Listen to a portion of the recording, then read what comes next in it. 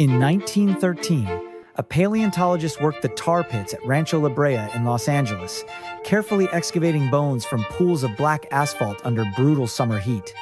For months, he'd been pulling out carnivore remains, dire wolves, short-faced bears, American lions, all massive, all perfectly preserved in the ancient asphalt that had trapped Ice Age animals for tens of thousands of years. But this skull was different. When he brushed away the last layer of sediment from the front of the jaw, he stopped. Two teeth protruded from the upper jaw, curved and flattened like daggers, nearly 8 inches long, longer than his hand, longer than any carnivore tooth he'd ever seen. At first, he assumed damage, some deformity, an abnormal growth. Large carnivores were common in Ice Age North America, but teeth this extreme didn't make sense. But as he excavated further, he found more skulls, dozens of them. Every single one had the same teeth, not a deformity, a weapon. These were the canines of Smilodon fatalis, the saber-toothed cat, and they shouldn't exist. The problem? Paleontologist John Campbell Merriam examined the skulls carefully. The teeth were flattened side to side like blades, serrated on both edges, measuring up to 7 inches long. But here's what troubled him. Teeth this long are fragile. They break under pressure. Modern big cats evolved shorter, sturdier canines for good reason. A lion's canines are 3 inches long, strong enough to pierce hide, grip struggling prey, deliver bone-crushing bites. But these teeth couldn't.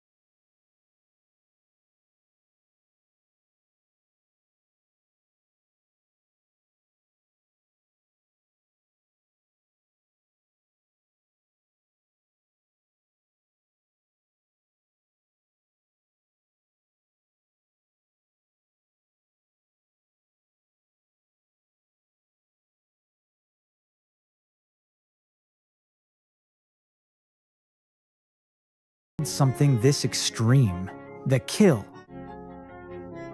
The answer came slowly, over decades, as biomechanical analysis advanced. When researchers examined Smilodon in the 1960s and 70s, they found something unexpected. The forelimbs were massively overbuilt, far thicker than any modern big cat, with enormous muscle attachment sites. The scapula was huge, the humerus reinforced like a wrestler's. Modern big cats use their forelimbs for grappling, but their killing power comes from their bite. Smilodon was built differently. The back legs were shorter than expected, less powerful, with ankle joints less suited for pursuit hunting or sustained running. This wasn't a sprinter, this was an ambush predator built for explosive power over very short distances. And then there was the skull.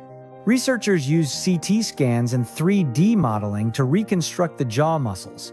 The results were shocking. Smilodon could open its jaws to approximately 120 degrees, nearly twice what a modern lion can achieve. But the bite force? Only about 400 pounds per square inches, weaker than a leopard. So the picture that emerged was bizarre. A cat with weak bite force but extreme gape, massive forelimbs but limited running ability, built for wrestling but not for chasing. How does that kill a 1-ton bison? The answer was in the teeth themselves. The serrations were precisely spaced, angled perfectly, designed to slice through soft tissue with minimal resistance. The flattened shape reduced friction, the curve matched the arc of the jaw closing. Every detail optimized for one function: cutting, not gripping, not crushing, cutting. Here's how it worked.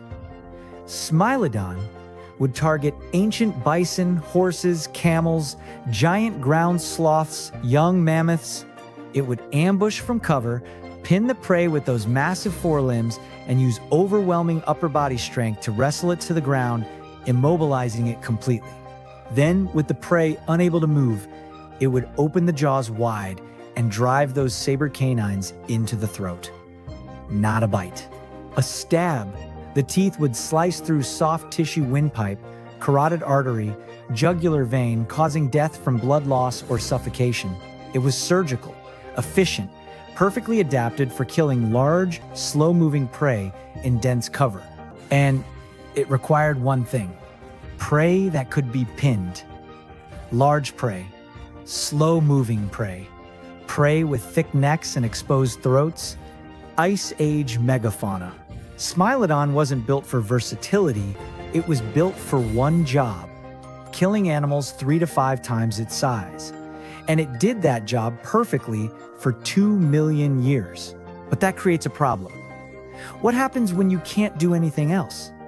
La Brea tar pits in Los Angeles preserved more than just bones. It preserved behavior. The tar seeps acted as natural traps. Large herbivores would get stuck in the sticky asphalt. Their distress calls would attract predators, and the predators would attack and also get trapped. Which is why La Brea contains so many carnivore fossils. Over 2,500 Smilodon specimens recovered from a relatively small area, more individual saber-toothed cats than any other large predator. But here's what makes it remarkable. Researchers could study injuries, healed fractures, bone pathologies, tooth damage, and what they found tells a story about how Smilodon lived and how it died. In the oldest deposits, dating to 40,000 to 35,000 years ago, Smilodon remains show healthy populations, low rates of tooth breakage, few signs of malnutrition, normal bone density. But in deposits dating to 15,000 to 14,000 years ago, everything changes. 15% of adult Smilodon show severe tooth breakage, tips snapped off, fractures extending into the root, wear patterns indicating abnormal stress. This shouldn't happen. Smilodon evolved to use those teeth carefully with surgical precision. The teeth weren't supposed to break, but broken teeth were everywhere in the final millennia. The interpretation: they were biting harder, taking more risks, fighting more intensely. Overkill's the kind of damage you see when predators are desperate. And there was more evidence. Bone pathologies showing malnutrition, healed fractures with reduced bone density, signs of starvation stress. Smilodon weren't just struggling to hunt, they were starving. But Smilodon wasn't the only large cat in Ice Age North America. The American lion Panthera atrox was bigger, exceeding 800 pounds in the largest specimens, 25% larger than Smilodon. And it had normal teeth, 3-inch canines capable of delivering bone-crushing bites exceeding 1,000 pounds per square inches. The American lion was built differently: long legs, lighter skeleton, anatomy adapted for running and endurance. It could chase prey across open ground, pursue faster animals, use speed and stamina. The two cats coexisted for hundreds of thousands of years, both apex predators, both successful. At La Brea, both are abundant. Over 2,500 Smilodon specimens, over 80 American lion specimens. So how did they avoid competing? Stable isotope analysis measuring carbon and nitrogen ratios in fossilized bone revealed their diets. Smilodon consumed prey from closed habitats, wooded areas, dense vegetation, animals like forest bison and giant ground sloths that lived near cover. American lions consumed prey from open habitats, grassland species, fast-moving animals that could be pursued across open terrain, different prey, different environments, different hunting strategies. Smilodon was an ambush predator in dense cover, targeting large, slow megafauna. The American lion was a pursuit predator in open country, targeting faster, more agile prey, minimal direct competition, both thriving. But there was a critical difference. The American lion could switch tactics, change prey, adapt to new conditions. Smilodon couldn't, and around 13,000 years ago, the world changed. Climate change was transforming North America. Glaciers retreating, forests expanding into grasslands, average temperatures rising 5 to 7 degrees Celsius over just a few thousand years. The Pleistocene was ending. The Ice Age ecosystems were fragmenting, and the megafauna started disappearing. But climate wasn't the only pressure humans had arrived. Paleo-Indians were spreading across North America with sophisticated weapons and coordinated hunting strategies. Clovis points sharp enough to penetrate thick hide, atlatls that could launch spears with lethal force from a distance. And they hunted in groups, shared knowledge, and improved their tools across generations. They were targeting the same megafauna. Smilodon depended on ancient horses, camels, giant ground sloths, mastodons, mammoths. Every human kill removed food Smilodon needed to survive. And humans were efficient. A coordinated group of humans with spears could bring down a mammoth in hours. Smilodon needed days to make the same kill if it could find prey at all. Smilodon wasn't just losing prey to climate. It was losing prey to a new apex predator. One that didn't need 2 million years of evolution to adapt. One that changed tactics within a single generation. Smilodon couldn't compete with that. Modern mountain lions can catch rabbits, pivot to small mammals when large prey becomes scarce, survive on varied diets. Smilodon couldn't make that switch. The sabers got in the way. The massive bill prevented sustained pursuit of small, fast prey. The wrestling strategy didn't work on animals that could escape or fit into burrows. The fossil evidence from La Brea shows the collapse in detail. By 13,000 years ago, Smilodon fossils become scarce. Researchers found juvenile remains showing high mortality rates, young Smilodon dying before reaching adulthood. In healthy populations, juvenile mortality is low, cubs survive. The population replaces losses. In stressed populations, juvenile mortality spikes. The late Pleistocene Smilodon deposits show juvenile mortality rates 3 times higher than earlier periods. Cubs weren't surviving. The population couldn't sustain itself. By 12,000 years ago, tooth breakage rates dropped not because conditions improved, but because there were fewer Smilodon left. By 10,000 years ago, Smilodon Fatalis was extinct. Smilodon wasn't killed by disease, wasn't hunted to extinction by humans directly, wasn't outcompeted by other predators in direct conflict. It was killed by specialization. For 2 million years, those saber teeth worked brilliantly. Smilodon was the apex predator across 2 continents, North America and South America, abundant, successful, perfectly adapted, but it evolved for a world without humans. A world where megafauna were abundant, where prey was predictable, where environmental change happened slowly over tens of thousands of years, not thousands. Humans changed the ecosystem faster than evolution could respond. They hunted cooperatively, shared knowledge across groups, improved weapons within a single generation. Smilodon was locked into one strategy, one body plan, one type of prey. When that prey disappeared, removed by both climate change and human hunting pressure, Smilodon had no fallback.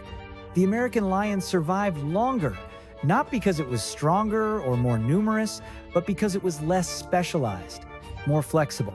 But it went extinct too, by roughly 11,000 years ago.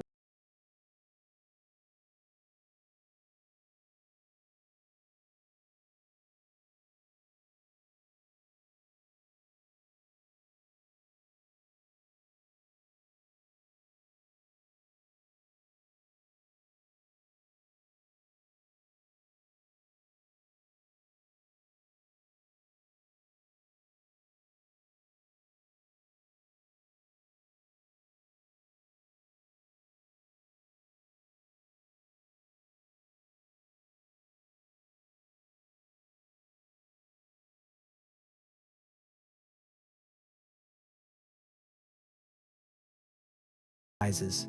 By 12,000 years ago, Smilodon remains become scarce. By 10,000 years ago, nothing. The extinction was rapid, possibly within 500 to 1,000 years. An entire genus, 3 species, Smilodon fatalis in North America, Smilodon populator in South America, Smilodon gracilis in earlier deposits.